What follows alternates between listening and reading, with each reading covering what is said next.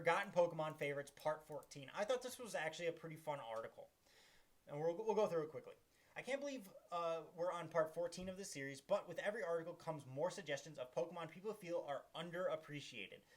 Back in January, we took a look at Phantump, Druddigon, Clawitzer, Eaglem, I can't pronounce that name, and Gullet. And this month, we have a real mixture of different typings to shine a light on. Don't forget to leave us a comment telling us the Pokemon you think that are underloved and deserve more attention. We hold the belief that every Pokemon is someone's favorite, and we want to know yours. So, starting off, we have Dartrix. Okay, I admit it. I personally have been sleeping on the Alolan starter Pokemon. I couldn't decide which I would have picked, probably Papilo, and I really wasn't sure on the Rowlet family. That is until I saw Dartrix physically in the game. And Dartrix is a totally new fave. Middle evolutions are always underappreciated, but I really enjoy Dartrix, so wanted to show mine off. The fringe and the bow tie is like Dartrix is a teenage emo dressed up for a night with their family to look more normal, and I just love it. So cute, plus how gorgeous is that teal shiny. Eventually Rowlet Community hype, let's go. I agree, very cool. Very emo teenager vibes. Now we have Dragalage, or however you pronounce that name. Has some play in PvP as a more unique poison and dragon typing, but I can't say I've ever actually seen one used in Go. Unlike many other dragon types, it sadly isn't meta relevant for PvE, so it gets left by the wayside. As dragon types go, it is absolutely one of the more unusual designs. Inspired by the leafy sea dragon, it has a really weird body. Its water sea dragon inspiration is clear, but instead of water, it has poison for its dual typings. It's almost a bit creepy to look at, and definitely an underappreciated Pokemon for us AR photographers. The shiny is great, very different from the original, which is always a plus. I agree. Look at that shiny. Alright, next up we have Skiploom.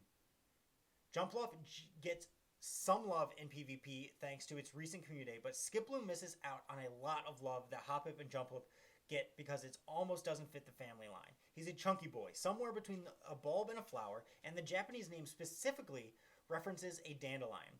He's almost like a round flower puppy with tiny stumpy legs, and while less obviously cute like the rest of the family, he deserves love too. Did you know that Hoppip family takes their name from the phrase a hop, a skip, and a jump away? Flaby. Usually here I include the shiny sprites, but we don't have them for Flaby, and honestly, they aren't that great. Each different color flower version of Flaby stays the same, with only their eyes turning blue and the lower part of their body turning to a purple color.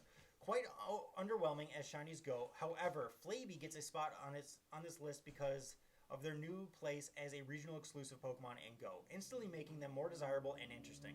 The whole family is accurately pretty adorable, especially if, like me, who are into photographing Pokemon as tiny as possible. Flaby is in fact so tiny that I haven't even had to use the tiny Pokemon techniques to photograph them. They are just that small. Florges gets appreciated as a really beautiful Pokemon, as Flaby deserves a spotlight too as a tiny cutie. Next up is Relicanth. Speaking of regionals, let's talk about Relicanth. This ancient fish has a really interesting design and has always been one of the trickier regionals to obtain and Go. It is based on the Relicanth, a type of fish that was believed to be extinct, but was rediscovered in 1938. It hasn't evolved or changed in over 400 million years, showing how hardy and determined the species is. Relicanth's stats reflect this, with a beefy stamina of 225 and 205 defense.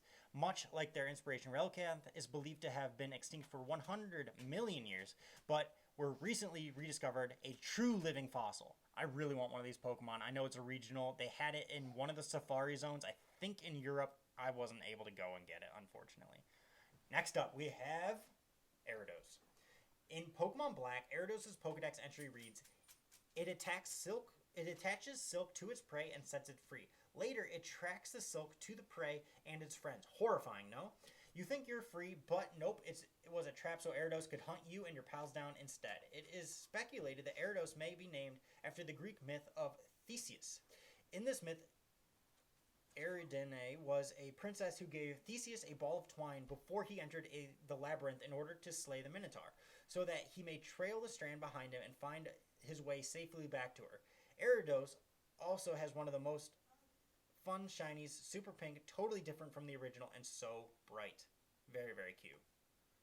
And that's it for this week's Unappreciated Pokemon. If one of these Pokemon is your favorite, please put it in the comments of the video. I would love to know. I am a big fan of Dartrix.